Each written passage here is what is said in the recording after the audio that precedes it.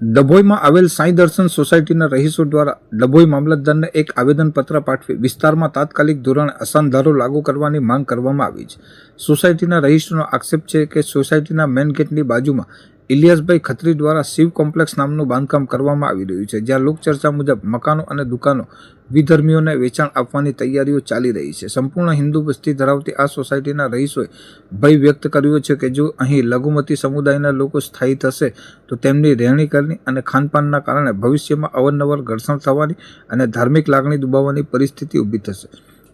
આ ઉપરાંત બાંધકામમાં પીડબ્લ્યુડીના નિયમોનું ઉલ્લંઘન કરી કાંસની જગ્યા છોડવામાં આવી નથી અને પાણીના નિકાલની વ્યવસ્થા ન હોવાથી ચોમાસામાં સોસાયટીમાં પાણી ભરાવાની પણ સમસ્યા સર્જાઈ શકે તેમ છે. સોસાયટીની દિવાલને અડીને થતા આ બાંધકામથી હવા ઉજાસનો પ્રશ્ન પણ ઊભો થાય છે. રહીશોએ સ્થાનિક નેતાઓ સામે પણ સવાલ ઉઠાવ્યા છે કે દર્ભાવતી નગરીમાં અશાંત ધારાના નિયમો વિરુદ્ધ આવા બાંધકામો કોના આશીર્વાદથી થઈ રહ્યા છે. આ સમગ્ર મામલે રહીશોએ તાત્કાલિક તપાસ કરી કાયદેસરની કાર્યવાહી કરવાની માંગ કરી છે.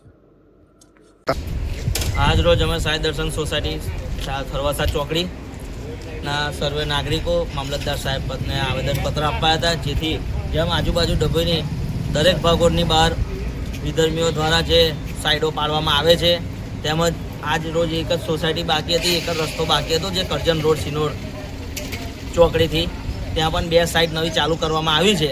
તેના માટે આવેદનપત્ર આપવામાં આવ્યું છે, જે ધર્મ મુતાબિક કે સર્વે સોસાયટીમાં હિન્દુ રહે છે તેમની લાગણી ન દુભાય તેને લઈને બહાર સોસાયટી નવી જે સાઇટ પાડવામાં આવી છે તેઓને વિધર્મીને વેચાણ કે પ્રોપર્ટી ઇન્વેસ્ટ પર્પઝ પર ન વેચે એના માટે આજ રોજ મામલતદાર સાહેબને આવેદનપત્ર આપેલ છે. તેમજ દરેક બાજુ આરએનબીનો રોડ જાય છે, એની બાજુમાં પાણીની કાસ જાય છે, તે પણ વારંવાર પૂરી દેવામાં આવે છે. એટલે આ જે બિલ્ડરો છે તે કોની દેન પર આટલા બધા કૂદી રહ્યા છે એ કંઈ ખબર પડતી નથી. કેમ કે હમણાં ગયા અઠવાડિયા પ્રમાણે આરએનબીનું મશીન આવી ત્યાં કાંસ પાડી તો આજની મિનિટે કાંસ પૂરી દેવામાં આવી છે.